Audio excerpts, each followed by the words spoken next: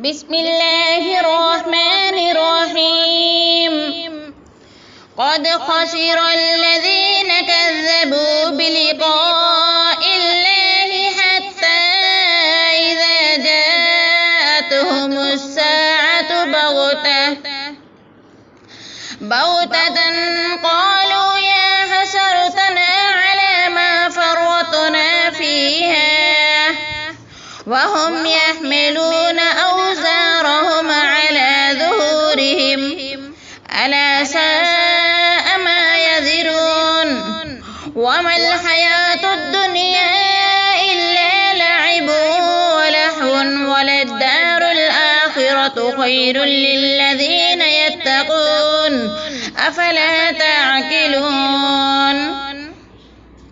قد نعلم إنه ليحزنك الذي يقولون فإنهم لا يكذبونك ولكن الظالمين بآيات الله يجحدون. ولقد كذبت رسل من قبلك فصبروا على ما كذبوا وأوذوا حتى أتاهم نصرنا ولا مبدل لكلمات الله. ولقد جاءك من نبأ المرسلين. وإن كان كبر عليك إعراضهم فإن استطعت أن تبتغي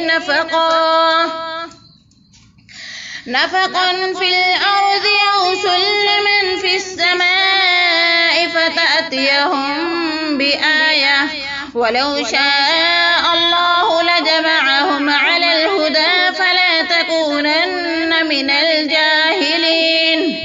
إنما يستجيب الذين يسمعون والموتى يبعثهم الله ثم إليه يرجعون.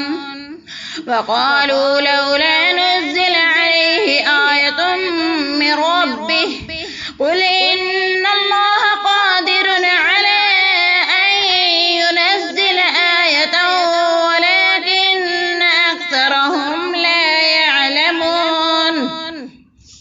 وما من دابة في الأرض ولا طائر يطير بجناحيه إلا أمثالكم ما فرطنا في الكتاب من شيء ثم إلى ربهم يحشرون. والذين كذبوا بآياتنا صم وبكم في الظلمات من يشاء الله يضلله ومن يشاء يجعله على صراط مستقيم. قل أرأيتكم إن آتاكم عذاب الله أو أتتكم الساعة أغير الله تدعون إن كنتم صادقين بل إياه تدعون فيكشف ما تدعون إليه إن شاء وتنسون ما تشركون.